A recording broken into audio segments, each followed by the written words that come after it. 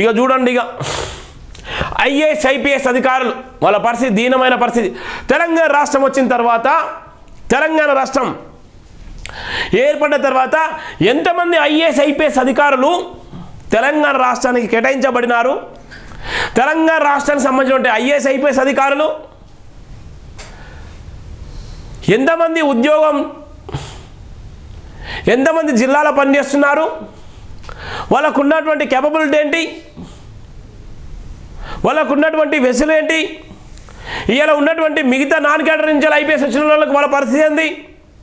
ఇవాళ వివిధ స్టేట్ల నుంచి వచ్చినటువంటి ఐఏఎస్ అధికారులు తెలంగాణలో ఏ విధంగా పరిపాలిస్తున్నారు? వాళ్ళకు ఉన్నటువంటి అవకాశం ఏంటి అనేటిది ప్రధానమైనటువంటి వార్త. మిగతా పత్రికలలో ఉన్నాయి, వాళ్ళకు తెలియదు, తెలిసినా రాయరు. ఎందుకోసం అంటే వాళ్ళు యాడ్స్ ఇస్తేనే ఆ ఛానల్ నడిస్తే పేపర్ నడుస్తుంది. నాకు యాడ్స్తో అవసరం లేదు, ఎలాగో నాకు ఇయ్యరు, ఆత్మగారిని తాకట్టు పెట్టుకోలేను. ప్రశ్నించే గొంతు కంటే ప్రశ్నిస్తూనే ఉంటా. అందుకోసమే చూడండి ఎంత అవమానమో. అధికారుల సామర్థ్యాన్ని శాసిస్తున్నారు. పైరవులతో పోరెత్తుతున్న పోస్టింగులు. ఏ శాఖలో చూసినా ఎస్సీ ఎస్టీ ఐఏఎస్ ఐపీఎస్ అధికారులకు తీవ్ర అన్యాయం జరుగుతుంది. అధికారుల సామర్థ్యం కన్నా పైరవులకే పెద్ద ప్రాధాన్యత ఇస్తున్నారు. ఎస్సీ ఎస్టీ ఐఏఎస్ ఐపీఎస్ అధికారులను చిన్నచూపు చూడడం అవమానకరం. నిజాయితీకి లేని విలువ పైరవులకు ఉంది. రాజకీయ అధికారం ముందు ఉన్నతాధికారము పనికి రాకుండా పోతుంది. ప్రజాసేవలను విస్మరిస్తున్న అధికారులు ముందు వరుసలో ఉంటున్నారు. ప్రజాసేవ కట్టుబడుతున్న అధికారులు వెనుకంజలో ఉంటున్నారు. ఒక్కొక్క అధికారికి 2-3 పదవులు.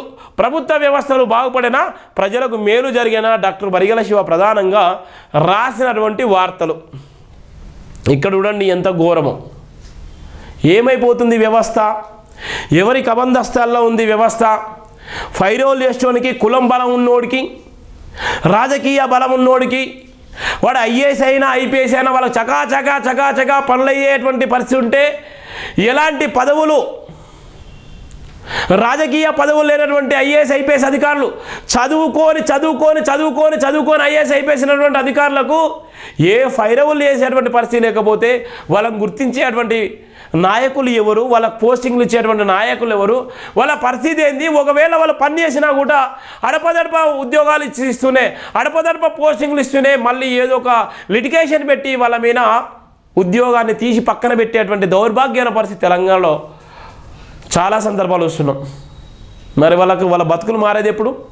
ఓ ఐఏఎస్ ఐపీఎస్ అధికారి ఎంతో కష్టపడి, ఎన్నో రాత్రులు నిద్ర లేకుండా చదివి, ఎన్నో లక్షల మంది పోటీ పడ్డటువంటి ఆ ఎగ్జామ్ని చదువుకొని సాధించినటువంటి ఉద్యోగంలో కూడా వివక్షత ఉంటే ఇంకా వాళ్ళు ఎక్కడ పోయి చెప్పుకోవాలి?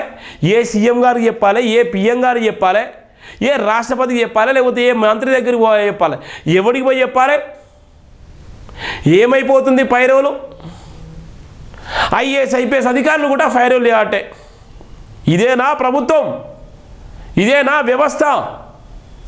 ఎంత దారుణం చూడండి. ఇక భయంకరమైనటువంటి ఒక పరిస్థితి.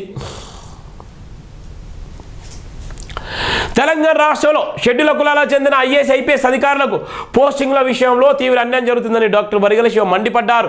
అధికారుల సామర్థ్యాన్ని బట్టి సముచిత స్థానాలు దక్కాల్సిన పోస్టింగ్లో పూర్తిగా పైరవులకు అనుకూలమైనట్లుగా భావిస్తూ ప్రధాన శాఖలన్నీ ప్రభుత్వానికి సంబంధించిన అనుకూలమైన అధికారులు కేటాయిస్తూ నిజాయితీ సామర్థ్యం కలిగిన అధికారులను లూప్ లైన్లో పోస్టింగ్లు కేటాయించి వాళ్ళ నిజాయితీని, వాళ్ళ సామర్థ్యాన్ని శాసిస్తున్నారన్నారు. ఉమ్మడి ఆంధ్రప్రదేశ్లో అదే పరిస్థితి నేడు తెలంగాణ రాష్ట్రం ఏర్పడ్డ సంవత్సరాలు గడుస్తున్న షెడ్యూల్ కులాలకు చెందిన అధికారులకు ఇదే పరిస్థితి లాగా అధికార పదవుల్లో సముచిత స్థానం దక్కకపోవడం బాధాకరమైన విషయం.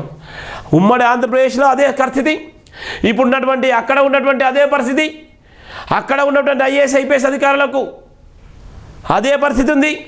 తెలంగాణలోకి వచ్చేసరికి ఐఏఎస్ ఐపీఎస్ అధికారులకు ఇదే పరిస్థితి కొనసాగుతుంది. ఇంకా ఎక్కడ ఉంది వివక్షత అంటే ఇక్కడ కొట్టొచ్చినట్టుగా కనబడుతుంది కదా. ఇది జరుగుతున్నటువంటి ఒక పరిస్థితి.